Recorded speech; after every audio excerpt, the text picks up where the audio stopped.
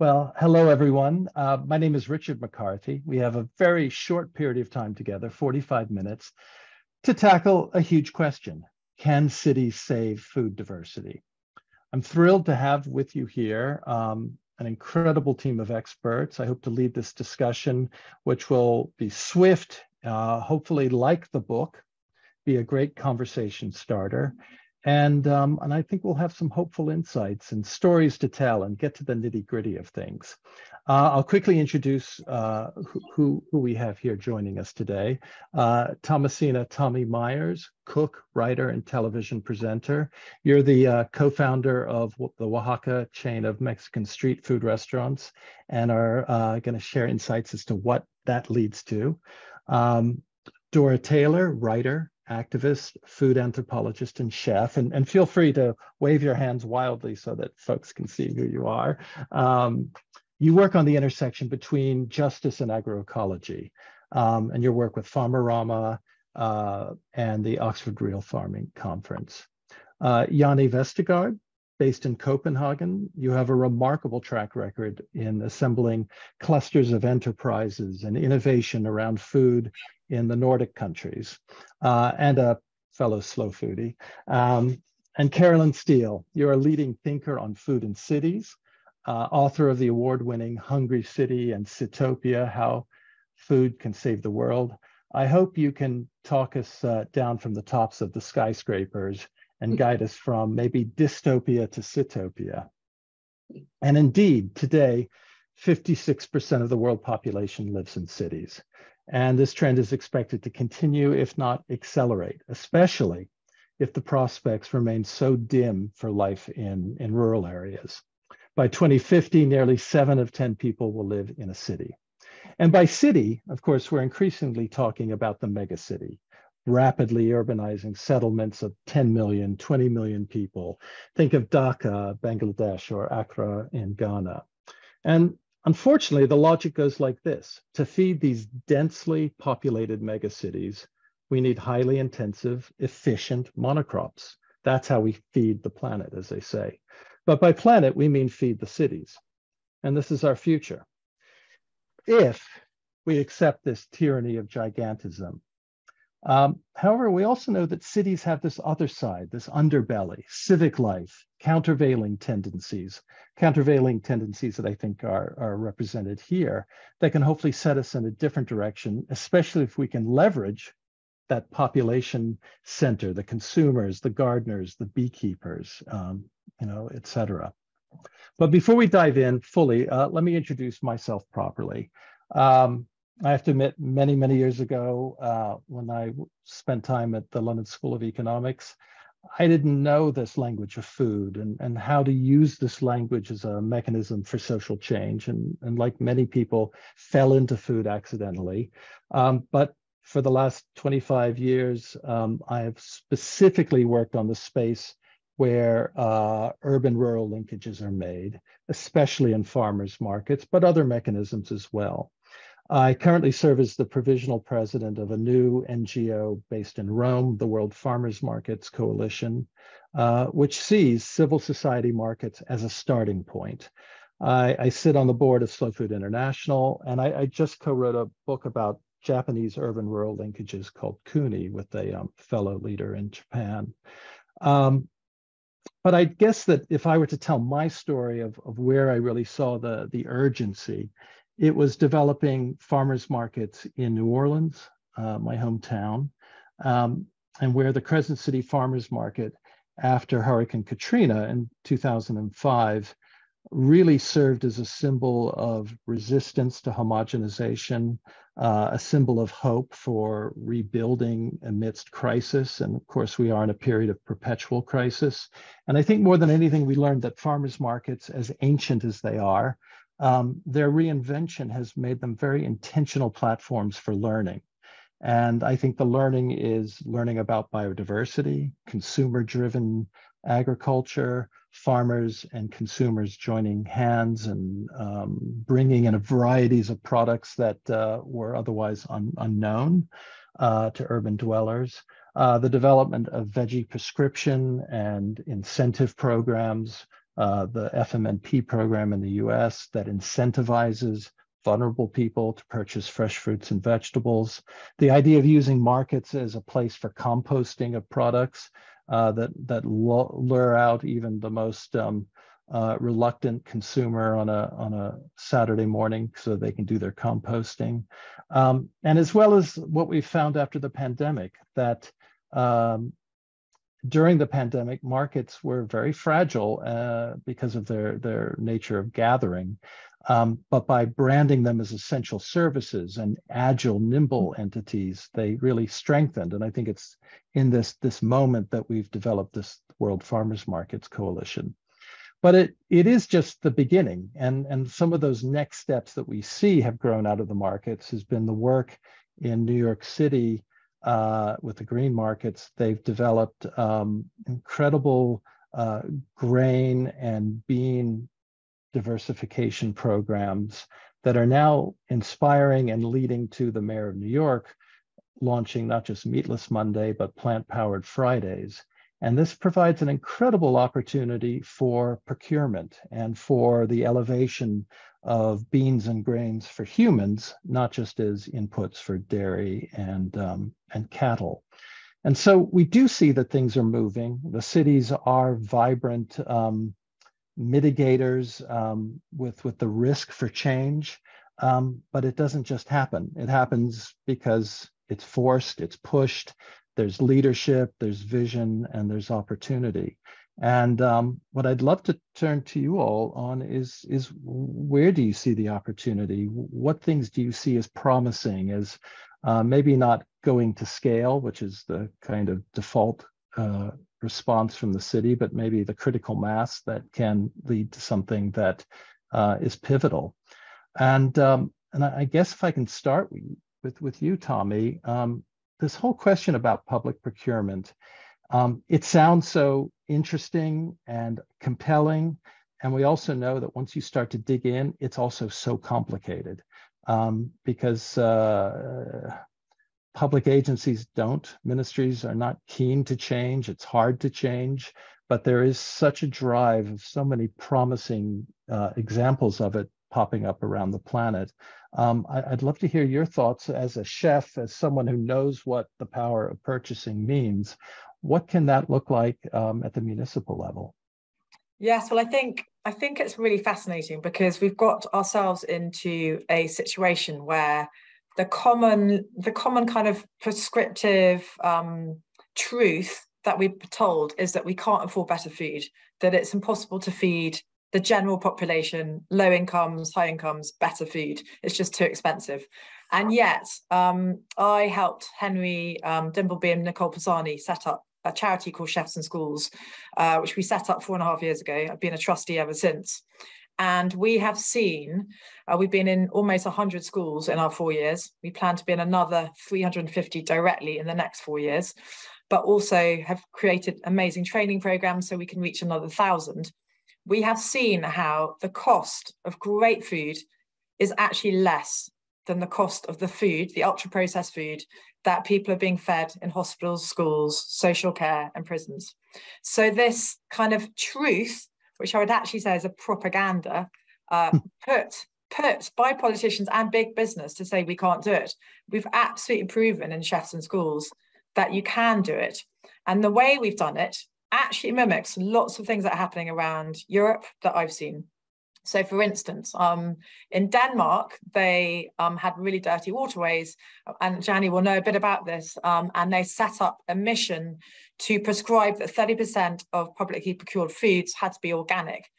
And it was a really ambitious bit of legislation, and they set a really clear framework around it to make it succeed. And by golly, has it succeeded. It's now roughly 60% across the country, up to 90% in Copenhagen, in the capital. And the result has been a complete cleaning up of the waterways. But also the public health bill has plummeted, absolutely plummeted. And when we're talking about the NHS on its knees and knowing that by 2030, half of that cost is going to be food-related, diet-related disease, the crisis is self-inflicted by the diets and the food. I don't even think we can actually call it food. If we think that the definition of food is something that sustains you, something that gives you, nutrition. A lot of the foods that people are being fed in hospitals and schools and prisons they're not sustaining anyone. In fact, they're making people ill. They're actually killing people. If we look at the fact that diet's now killing more people than smoking or alcohol.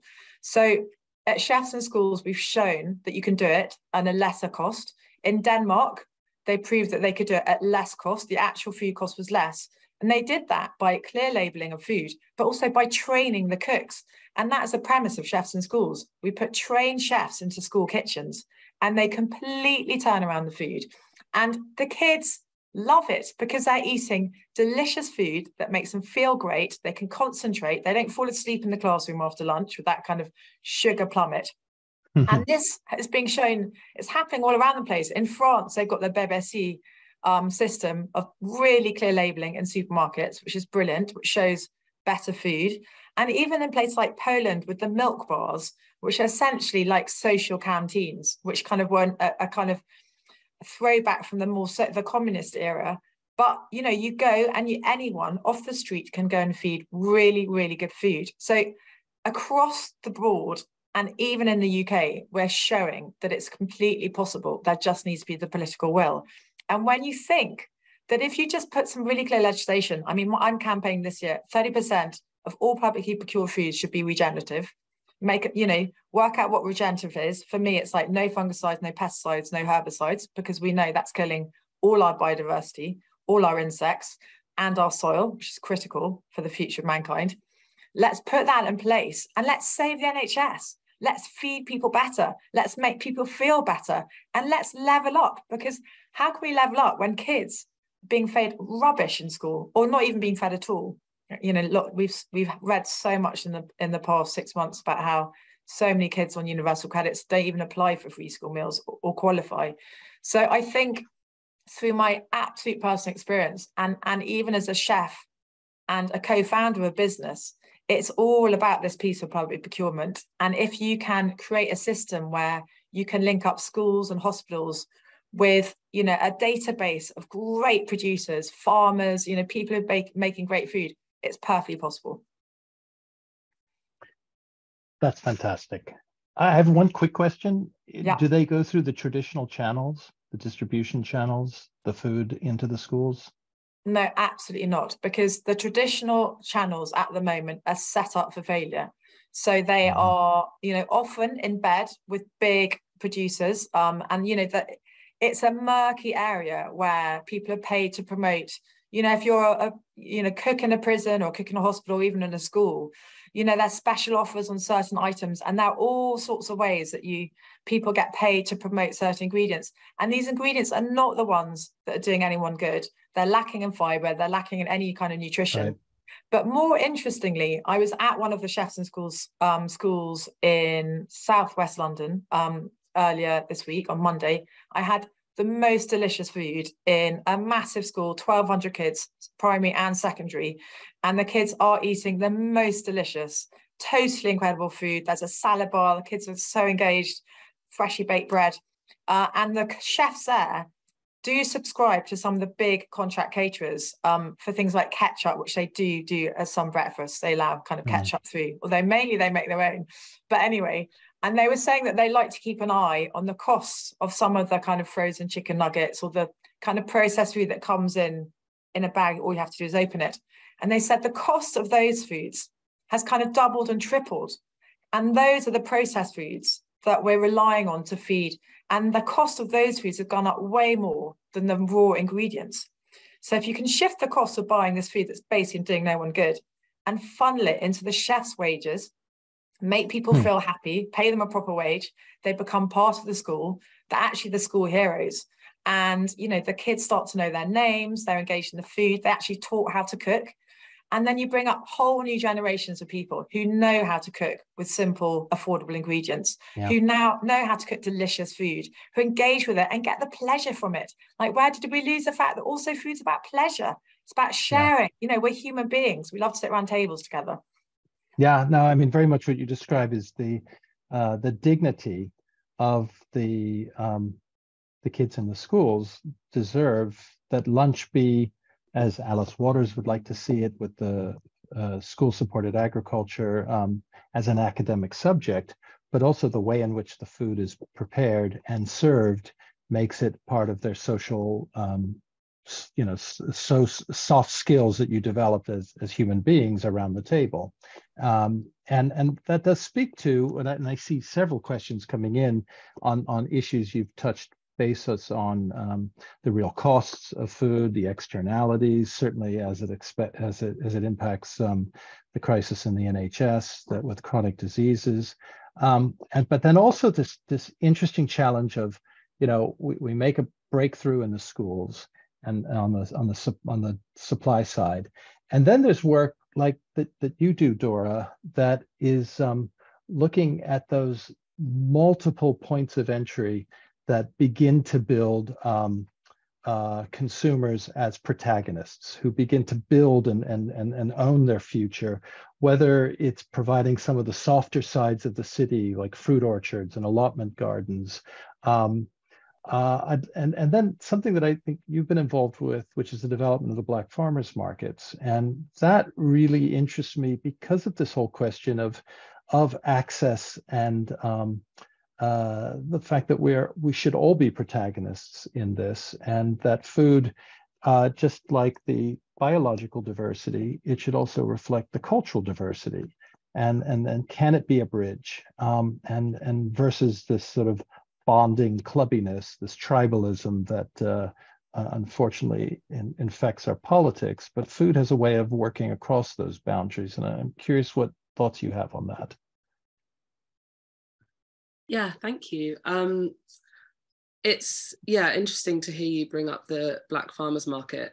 So there was the first Black Farmers Market in London in October this year, and it was really amazing because we did this. I've been working with this network called the Roots into Food Growing Network, which is Black people and people of colour network of growers and farmers, mainly based in London, but also kind of peri-urban as well.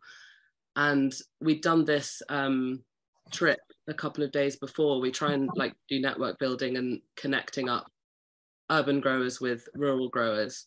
And we'd taken this trip up to this farm in just outside North London, where there's a Zimbabwean family and they're growing white maize, which is something that you don't really see here in the shops, but which is a big part of a lot of people's diet in West Africa and East Africa.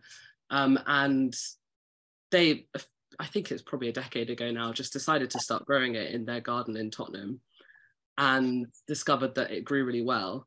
And they've had quite a lot of success with it, and they have, spoken a lot about. But we went to this farm and we discovered that as well as this white maize they've become famous for, they were growing all these other crops that they had at home, like things called jelly melons, which are also called African cucumbers, and this form of sorghum wheat, but they were growing it specifically for the stem, which you can chew like a sugar cane, which is something that a lot of Caribbean and African countries also have as like a snack. And we'd done this trip sort of a few days before the farmers market by chance, and they were going to throw all of this away because they didn't have any routes to market for it. But we just filled up our cars basically and brought it all to Brixton and sold these incredible foods, which many people who were buying it had not seen in London at all. And I think, I guess the thing with cities is you don't think about them as like being the producers of food. Like you said earlier, we think of cities as like consuming, but actually people are also producing food in like very small ways, like growing in their back gardens, growing in their allotments. At the Black Farmers Market, there were also people selling callaloo that they'd grown, which is a crop that is popular. Well, it's a Caribbean crop, but you can only get it in tins here in supermarkets, but it grows really well in London. And because of the high amount of the Caribbean population in places like Peckham and Brixton, you actually now see callaloo like self-seeded in the parks and things because people are like growing it in their gardens. So I think, really remembering that cities actually have massive cultural diversity as well, And cultural diversity brings food diversity, it brings crop diversity. Yeah.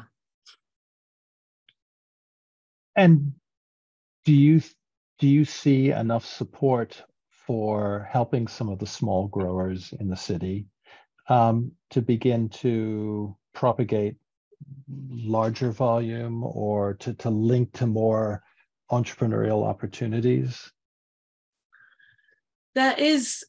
It's growing. I'd say it is still under-resourced, but there are examples of, I think it's when people come together, it's when people build networks. There is a group in Tottenham called Black Roots, which is based at Wolves Lane Horticulture Centre, which is like an intergenerational Afro-Caribbean growing group, and they grow a lot of more diverse forms of like potatoes and squashes and things. And because they've kind of set up this centre that attracts people from all across the city, they now have like a market every Sunday where they're able to sell their produce. But I think it is still under-resourced. And I think that part of the reason for that is because of this, who we think of as a food producer. And I think that the idea that the cities are consuming food that is produced in the countryside is really leading us in the wrong direction. And I think we need to start thinking of people in the cities as being able, like lots of people are growing their food for their communities. And we just need to resource them better so that they can actually make a living from it, I think. Mm-hmm, mm-hmm. Well, and I really hear in your remarks the growing understanding, I think, of food sovereignty and how important it is that people can access food that they care about, that defines who they are. And I think certainly as we see this in the US and certainly throughout Europe, the challenge of social cohesion, of how to manage social cohesion, how to encourage social cohesion as refugees and migrants find it difficult to find a welcoming footing. Food is one of those gateways to maybe define what assets people bring, and those assets can very quickly translate into economic ones, and also credibility. And the growth of I think the history of looking at who have been vendors in markets, traditional markets, as well as the rise of new refugee markets, it does help to normalize relations. It provides a social setting, a place for the transfer of knowledge, as well as the elevation of some of the knowledge that we have not found a place for in our economy. But that radical notion that the city is not just consumers, but there is space in the city. And we contribute to the biodiversity, not only from what we taste and crave, but also what we grow, and devoting space to gardens. Even the little potted plants, it transforms people's ideas about what is possible. Well, Jannie, I'd love to ask you about, one of the sort of strange conundrums about certainly in Denmark, but in much of Nordic countries, but especially in Denmark, it's such intensive agriculture, so successful, but it's mostly hidden away and invisible to the eyes. I mean, you live in a city and this magical stuff appears, industrial food, but also increasingly maybe organic industrial food, but it's so separate from the city. What ways are you finding that Nordic biodiversity is working its way into the urban consciousness, and through what channels? Thank you, Richard. That's a very complex question, Yeah. but in 2 minutes, that's all, I'm complex, sure. right? I would say that, of course, public procurement is one very very important tool, but there are other tools as well, because we should remember that most food is consumed in our homes, not in the public sphere. Even though, I mean, the public and the authorities, they can be drivers for change and should be. And just to comment first on Thomasina's splendid talk, thank you for mentioning Copenhagen. And I should also say I have not been directly involved with all the work done in Copenhagen while I was working in Sweden at that time. But the thing is that in Denmark at the same time, while driving this public procurement in Copenhagen towards more organic food, there was also a national, a governmental program running to go from conventional agriculture to organic agriculture. And then we should also state that it's not necessarily raising biodiversity or diversity in food. I guess it worked quite well in Copenhagen, but for instance, cities in Skåne, in the southern part of Sweden I've been working with, there was one city, they had a procurement goal for 100% organic, but what happened very quickly was that it was all import. So it meant that the agricultural land surrounding the city, which is the best agricultural land you have in Sweden, they couldn't purchase from there because it wasn't organic. So you have to look into a lot of dynamics and to understand the systems and not only take, make decisions without analyzing the holistic approach to the food systems. But back to your question, Richard, it's quite complex. But of course, I mean, if we go to Copenhagen, we must call ourselves the gastronomic city of the Nordics with all our Michelin stars. But again, I mean, it's really, really, really difficult for me as a consumer in Copenhagen to purchase fresh food. I mean, and locally Danish food. I mean, in the best season now for Brussels sprouts, I cannot buy them. They are from Holland. If I go to the supermarket, I have to go to farmers market, which we also have in Copenhagen. But I mean, they are like niche purchases, right? So if we think about food in the cities and can cities save food diversity, I think it takes much more effort.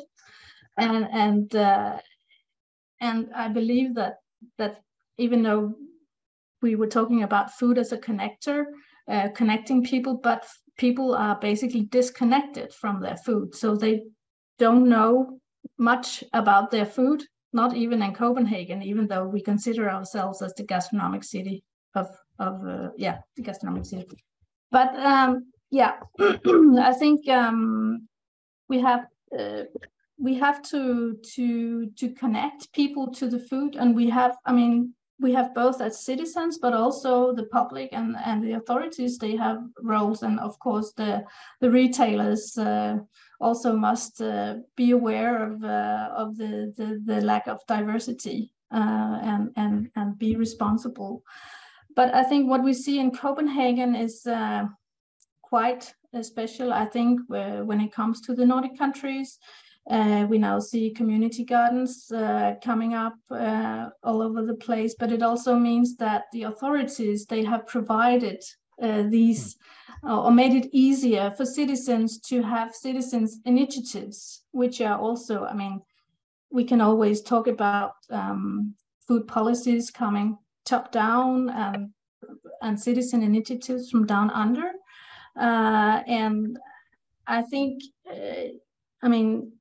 talking about also growing food, that's about education as well, because we can't grow all the food that we would ever need in a city, but that is for raising awareness. And with raised awareness, you can start making better choices for increased diversity and sustainability, of course. I think when it comes to education, we are all consumers. Even, I mean, the municipality procurement officers are consumers. So the more aware we are, the more or the better choices we can make. But it's true, compared to the other Nordic countries, Denmark is highly relying on our industrial agriculture. In Finland, Sweden, and Norway, agriculture is a sidekick. They have their highly industrialized production and metal and paper and forestry. So it's never the same. So for Denmark, I would say it's like we are not that aware. I mean, if you go to Copenhagen, yes, but I'm also doing food policy work in some rural municipalities, and there's a long way to go for us to understand where the food comes from. And that's where it really starts, I think. Because in Denmark, if we buy meat in the supermarket, we think it's Danish, but actually much of the Danish, not much, but some of it is now being slaughtered or handled in Germany, and then coming back to Denmark, sold under a Danish trademark. So we are like a little bit where the Italians are right now as well. They think that all food they buy is Italian, but it's not. So it's the same for us. So, I mean, the intermediators like green markets, which we have in Copenhagen and other farmers market. We have all the, not all, but we have some digital portals where you can buy organic and local food as well. But they are minor channels where we purchase our food. So I think we really have to look into, both the public, the authorities, and us as citizens need to think about where do the food come from, who is producing our food, before we can, talk more about if we can save food diversity in our cities, I believe. I'm curious, do you find, and I certainly think of Copenhagen as this, gastronomic epicenter, which also helps to brand it as, as food interest as an elite thing, which does play into the hands of how do we become tribalized, where the politics of food is used, certainly in the US, big agriculture and rural or allegedly rural interests pitch anything that we do as grassroots agriculture from below as kind of crunchy granola, foodie, urbanite,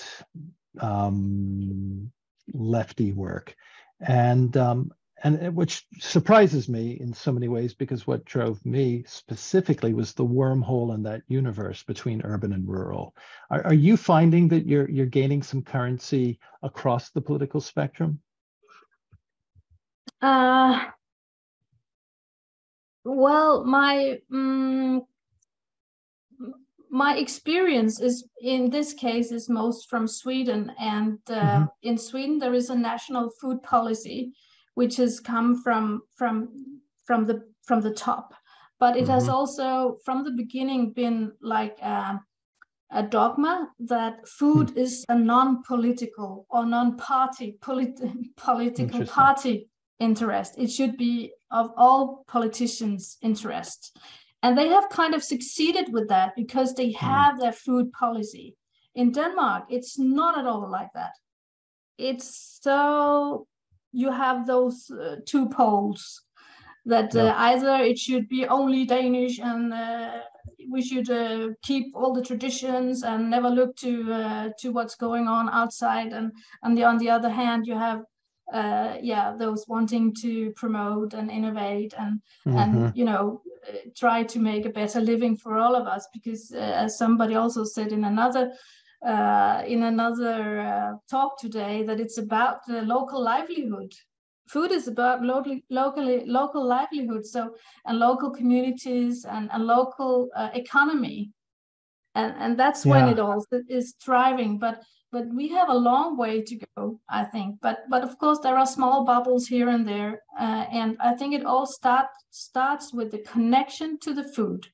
Yeah. So if you can expose people, and especially the school children, of course, to what is biodiversity, or how you increasing the diversity of the food that they eat and so on. Of course, they are the next generation, but also for sure for us. I mean, we need to raise awareness much more. I mean, it's like,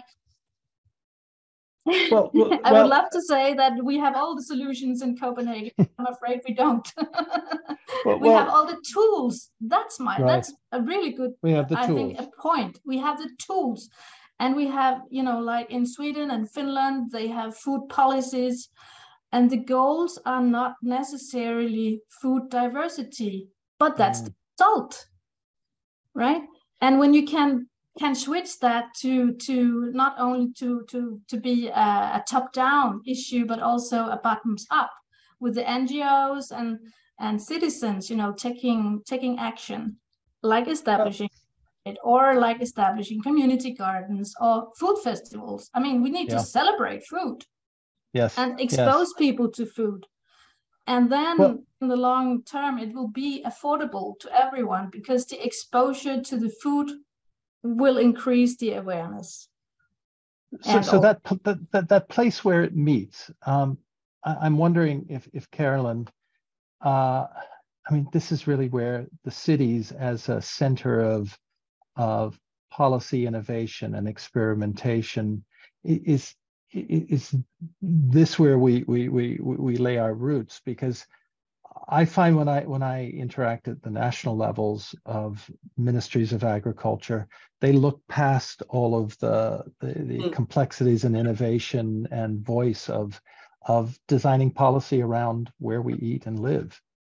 Yeah, I mean, I think it's fascinating listening to this discussion. I mean, I think, and indeed all day, it's been fascinating to listen to it, because, you know, food, I mean, despite, you know, Dora being absolutely right, you know, cities can produce a great deal of their own food, and indeed historically did.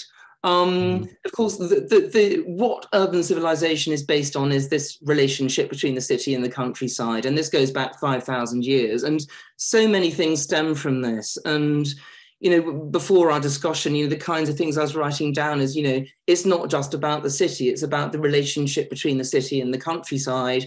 And of course, historically, all the power's been in the city, all the money's been in the city, all the narratives have been made in the city. Culture is a thing that evolves in cities, etc. So there's this incredibly kind of powerful one-way telescope, if you like, of looking at the problem of food. And, you know, as I think all three on our panel just now have mentioned, but also many other speakers over the day have mentioned, you know, there's a sort of invisibility that the modern world has made food invisible to us, you know, and we don't value it. And really critically, and I think what Tommy said was so important in this respect, not only do we not value it, but we've actually sort of created a food system that costs us more, you know, if you're going to monetize, you know, ecological destruction, health, you know, social sort of cohesion, you name it. She is costing us more than if we went back to the kind of pre-industrial way of producing food. So by which I mean regenerative, organic, artisanal, sort of reasonably local so far as that's possible. So there are so many things bound into this, but I mean, I think they boil down to, and this is what I try to write about in my work as well, you know, the fact that you cannot ask the question of how we should live, what is a good life, in the absence of asking how we should eat. And when you ask the question of how we should eat, what you're really saying is what is a good life, because the two things are so intimately bound together. And, you know, food, here's one of many, many paradoxes.